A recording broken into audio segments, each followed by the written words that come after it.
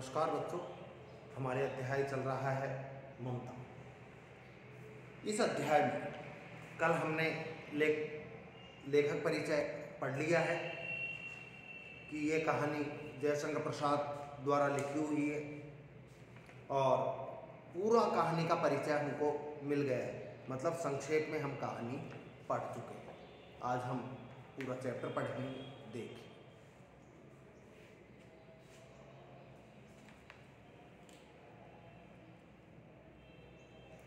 रोहतास दुर्ग के प्रकोष्ठ में, रोहतास जो दुर्ग है उसके प्रकोष्ठ में, उसके कमरे में, एक कक्ष में बैठी हुई युवती ममता। रोहतास दुर्ग के एक प्रकोष्ठ में एक युवती बैठी है। उस युवती का नाम है ममता। सोन के तीक्ष्ण गंभीर प्रवाह को देख रही है। सोन नदी के गहरे बहाव को देख रही है। ममता विधवा थी। ममता विधवा थी क्योंकि पहले कम उम्र में ही विवाह हो जाता था। उसका यौवन सोन के समान ही उमड़ रहा था। जैसे नदी में पानी उमड़ रहा था, बह रहा था, वैसे उसकी जवानी उमड़ रही थी नदी की तरह। मन ही मन वेदना, उसके मन में वेदना थी। मन में वेदना, मस्तक में आंधी, उसके मस्तक में आंधियां चल रही थी। अनेक विचार आ रहे थे। आंखों में पानी की बरसात लिए और उसकी आंखों में बरसात हो रही थी। पानी के मतलब उसकी आंखों से आंसू प्रवाहित हो रहे थे। वह सुख के कंटक शयन में विकल थी। हालांकि सब सुख था, उसको एक पति का सुख नहीं था क्योंकि वो अरे गहरे आदमी की तो संतान थी नहीं। जो रोहतास दुर्ग के रक्षक थे चूड़ामणि, उनकी बेटी थी, तो कोई जीवन में तो अभाव था ही नहीं। और जो अभाव था वो कभी पूरा नहीं हो सकता था। तो वो सुख के कंटक शयन में विकल थी। वो सुख के कांटों भरे शयन में, बिस्तर तो अच्छा था लेकिन उसके ऊपर सोना कांटों से भरा था। उसमें व्याकुल थी, वो परेशान थी। वह रोहतास दुर्ग के मंत्री, ममता जो थी वो रोहतास दुर्ग के जो मंत्री थे चूड़ामणि, रोहतास दुर्ग पति के मंत्री, दुर्ग के जो स्वामी थे, राजा थे, उनके मंत्री चूड़ामणि की अकेली दुहिता थी। उनकी अकेली पुत्री थी, एकमात्र पुत्री थी, एकमात्र संतान थी, बेटी थी। उनके कोई और लड़का या लड़की नहीं था। फिर उसके लिए कुछ अभाव होना असंभव था। यार, जो दुर्ग पति के मंत्री की बेटी हो, एक तरह से कह सकते हैं कि एक मंत्री की बेटी थी, उसके लिए कहीं कोई अभाव नहीं था, कोई कमी नहीं थी। परंतु वह विधवा थी। जानते हो ना, विधवा, हिंदू विधवा संसार में सबसे तुच्छ निराश्रय प्राणी है।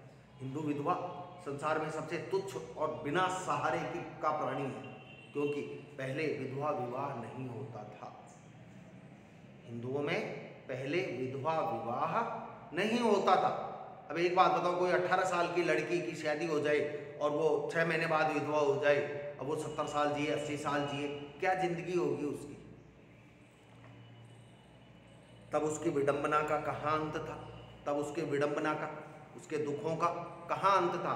मतलब कहीं भी अंत नहीं था। चूड़ामणि ने चुपचाप उसके प्रकोष्ठ में प्रवेश किया। चूड़ामणि ने, उसके पिता ने, ममता के पिता ने चुपचाप उसके प्रकोष्ठ में, कमरे में प्रवेश किया। सोन के प्रवाह में, नदी के बहाव में, उसके कल नाद में, उसकी कलकल की आवाज में, नाद यानी आवाज में अपना जीवन मिलाने में वह बेसुध थी। वह तो अपनी कल्पना नदी से कर रही थी, नदी के बारे में सोच रही थी, उसमें अपना जीवन मिलाने को बेसुध थी। पिता का आना न जान सके। उसके पिता कब आए उसके कमरे में, ममता को पता नहीं चला। पिता का आना नहीं जान सके। चूड़ामणि व्यथित हो उठे। चूड़ामणि दुखी हो गई अपनी बेटी की हालत देखकर। चूड़ामणि व्यथित हो उठे। स्नेह पालिता पुत्री के लिए क्या करे? इतने स्नेह से जिस बेटी को उन्होंने पाला था, स्नेह पालिता, स्नेह से पाली गई बेटी के लिए वो क्या करें जिससे उसका दुख दूर हो सके? क्योंकि और दुख दूर हो नहीं सकता क्योंकि वो विधवा थी, पति उसका लौट नहीं सकता, मरा हुआ। तो उनके मन में ये थी कि भाई अब इसके लिए क्या करूं, इसका दुख पूरा भी नहीं तो कम से कम थोड़ा बहुत दूर हो जाए।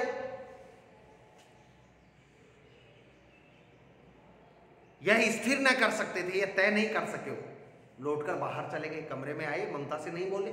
ममता अपने विचारों में, अपने ख्यालों में थी। वो कमरे में आई और कमरे से लौटकर वापस चले गए। ऐसा प्रायः होता है, ऐसा अक्सर होता है। पर आज मंत्री के मन में बड़ी दुश्चिंता थी। आज मंत्री के मन में बहुत ज्यादा चिंता थी, क्योंकि एक तो ममता की स्थिति और एक फिर वो शेरशाह के सैनिकों को कह दिया था, उसके मंत्री को, शेरशाह के को, कि भाई कुछ डोलियां आ सकती हैं लेकिन इतनी रिश्वत दोगे मेरे को। पैर सीधे न पड़ते थे, उनके पैर सीधे नहीं पड़ रहे थे खुशी के कारण कि आज तो इतना धन आ जाएगा, इतना सोना आ जाएगा। एक पहर बीत जाने पर वे फिर ममता के पास आए। एक पहर बीत गया, 3 घंटे, क्योंकि दिन रात में 8 प्रहर होते हैं। एक पहर बीत जाने के बाद चूड़ामणि फिर ममता के पास आए। उस समय उनके पीछे 10 सेवक। अब दोबारा जब वो ममता के कक्ष में आई तो अब की बार चूड़ामणि के पीछे 10 सेवक थे। क्या था उनके हाथों में? चांदी के बड़े थालों में कुछ लिए खड़े थे। चांदी के बड़े बड़े थाल थे, चांदी के थाल थे। अब आप सोच लो, चांदी के थाल थे तो उनमें क्या हो सकता है? कोई मूंगफली, बोर ये तो होंगे नहीं। कुछ लिए खड़े थे। कितने ही मनुष्यों के पद शब्द सुन ममता ने घूम कर देखा। भाई कितने ही मनुष्यों के पैरों की आवाज आई।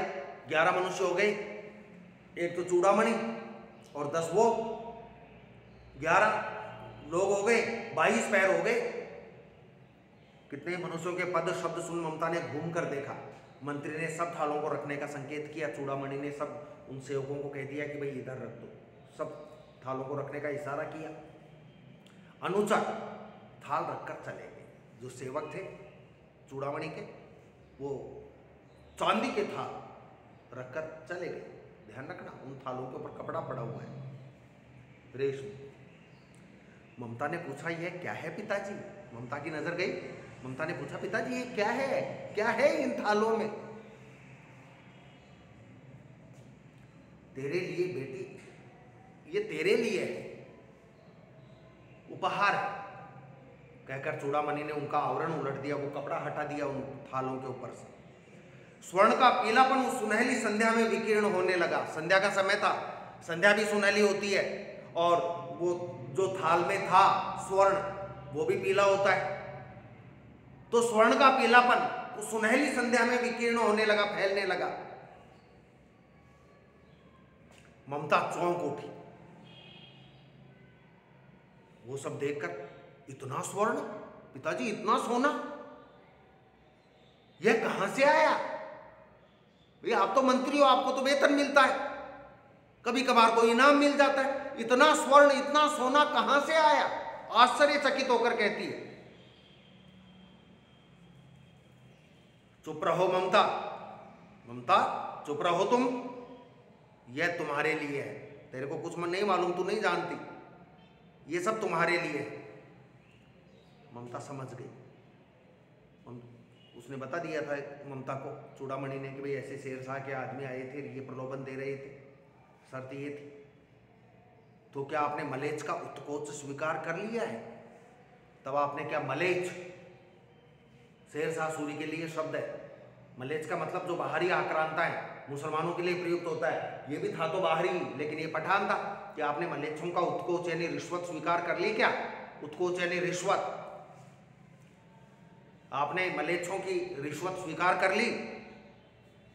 पिताजी अनर्थ है, अर्थ नहीं है, ये अनर्थ है, ये बहुत भारी पड़ेगा। अर्थ नहीं है, इसको धन मत समझो, ये अनर्थ है, बहुत भारी पड़ेगा। ये लौटा दीजिए पिताजी, ये सब लौटा दो वापस, मना कर दो उनको कि कोई डोलियां नहीं आएंगी दुर्ग में। हम लोग ब्राह्मण हैं पिताजी, हम तो ब्राह्मण हैं, इतना सोना लेकर क्या करेंगे? हमको सोने की क्या जरूरत है? ब्राह्मण को तो पूजा पाठ से मतलब होना चाहिए, धर्म कर्म से मतलब होना चाहिए। इतना स्वर्ण लेकर, इतना सोना लेकर हम क्या करेंगे? चूड़ामणि कह रहा है, इस पतनोन्मुख प्राचीन सामंत वंश का अंत समीप है बेटी। अब ये सामंत वंश है, पतनोन्मुख, पतन की तरफ बढ़ रहा है ये, और ये इतना आगे बढ़ चुका है पतन की तरफ, इसका अंत अब निश्चित है सामंत वंश का। और मैं सामंत वंश का मंत्री हूँ। जब सामंत वंश ही नहीं रहेगा तो मेरा भी मंत्री पद नहीं रहेगा।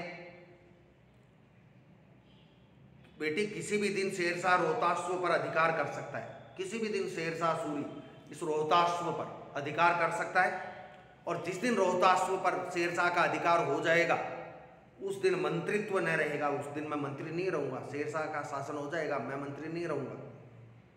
तब के लिए बेटी, जब मैं मंत्री नहीं रहूँगा, मेरा तो कोई भरोसा नहीं है, कभी मर जाऊँ, लेकिन तब के लिए, संकट के लिए। हे भगवान, ममता कह रही है, हे भगवान आश्चर्य के साथ, तब के लिए जो समय आया ही नहीं, उस समय के लिए, विपद के लिए, विपत्ति के लिए इतना आयोजन, इतना धन इकट्ठा कर लिया, जमा कर लिया आपने। परम पिता की इच्छा के विरुद्ध इतना साहस, भगवान की इच्छा के विरुद्ध इतना साहस कर रहे हो पिताजी। अरे भगवान ने ही ब्राह्मणों को धनवान नहीं बनाया, ब्राह्मणों के पास इतना धन नहीं होता है, तो परमात्मा की इच्छा के विरुद्ध इतना साहस कर रहे हो। पिताजी क्या भीख न मिलेगी? हम ब्राह्मण हैं, हम तो मांग कर भी खा लेंगे। क्या कोई हिंदू भूपृष्ठ पर न बचा रह जाएगा? चाहे शेरशाह का अधिकार हो जाए, चाहे मुगलों का हो, किसी का हो, क्या धरती पर कोई हिंदू नहीं बचेगा क्या जो एक ब्राह्मण को भीख दे सके, 2 मुट्ठी अन्न दे सके? जो ब्राह्मण को 2 मुट्ठी अन्न दे सके, यह असंभव है। यह आपने जो लिया है ये गलत है, असंभव है। फेर दीजिए पिताजी, लौटा दीजिए पिताजी। मैं कांप रही हूं इतना स्वर्ण देखकर, इसकी चमक आंखों को अंधा बना रही है, इसलिए इसको लौटा दीजिए। ये बात ममता ने कही। उसकी बात सुनकर चूड़ामणि कहते हैं, मूर्ख है कि तू तो मूर्ख है, समझती नहीं है। अरे बात तो सही है चूड़ामणि की भी, अकेली थी, पति भी नहीं था, विधवा थी। कल चूड़ामणि रहे न रहे, कम से कम वो अपना गुजारा तो कर सकेगी। मूर्ख है कहकर चूड़ामणि चले गए, उस कमरे से चले गए। दूसरे दिन जब डोलियों का तांता भीतर आ रहा था, तांता, पंक्ति, कतार, समूह, डोलियां आ रही थी, क्योंकि वो रिश्वत तो दे ही दी थी, अब डोलियां आ रही थी, तो ब्राह्मण मंत्री चूड़ामणि का हृदय धक धक करने लगा। उन डोलियों को देखकर दिल कांपने लगा, क्योंकि उसको मालूम था कि किया तो गलत है। वह अपने को रोक नहीं सका चूड़ामणि। उसने जाकर रोहतास दुर्ग के तोरण पर डोलियों का आवरण खुलवाना चाहा। वो वहां गया, उसने कहा कि भाई डोलियों का पर्दा हटाओ, आवरण हटाओ, क्या है इनमें? तुमने कहा था स्त्रियां हैं, देखना चाहता हूं क्या है इनमें। पठानों ने कहा यह महिलाओं का अपमान करना है, डोलियों का पर्दा खुलवाना, हमारी महिलाएं बैठी हुई हैं, स्त्रियां बैठी हैं, तुम पर्दा खुलवाओगे, यह हमारी महिलाओं का अपमान होगा, हम ऐसा नहीं होने देंगे। बात बढ़ गई। चूड़ामणि तो कहने लगा कि डोलियों का पर्दा हटाओ, और वो जो पठान थे उन्होंने कहा कि पर्दा नहीं हटाएंगे, क्योंकि पर्दा हटाने का मतलब हमारी स्त्रियों का अपमान है। बात बढ़ गई, तलवारें खींची, मतलब आमने सामने हो गए। ब्राह्मण वहीं मारा गया, लड़ाई हो गई और ब्राह्मण वहीं मारा गया, मतलब चूड़ामणि मारा गया। और राजा, रानी और कोष सब छली शेरशाह के हाथों पड़े। रोहतास दुर्ग के राजा, रानी, कोष, खजाना सब शेरशाह के हाथ आ गए। निकल गई ममता, ममता निकल गई छुप छुपा कर। वो सोने के, चांदी के थाल, सोने से भरे हुए चांदी के ताल वहीं रह गए। चूड़ामणि मारा गया, ममता वहां से निकल गई, दुर्ग से निकल गई ममता। डोली में भरे हुए पठान सैनिक दुर्ग भर में फैल गए, पूरे किले में, पूरे रोहतास दुर्ग में पठान फैल गए, पर ममता न मिली। क्योंकि उनको भी मालूम था, पठानों को भी, कि ममता को पकड़ लेंगे तो वो सोना तो मिल जाएगा जो दिया था 10 थालों में भरकर, लेकिन ममता नहीं मिली, वो सोने के थाल उनको मिल गए। ये बच्चों आपका पहला चरण पूरा हो गया इस पाठ का, और कल हम दूसरा चरण पढ़ेंगे। आज के लिए इतना ही, धन्यवाद।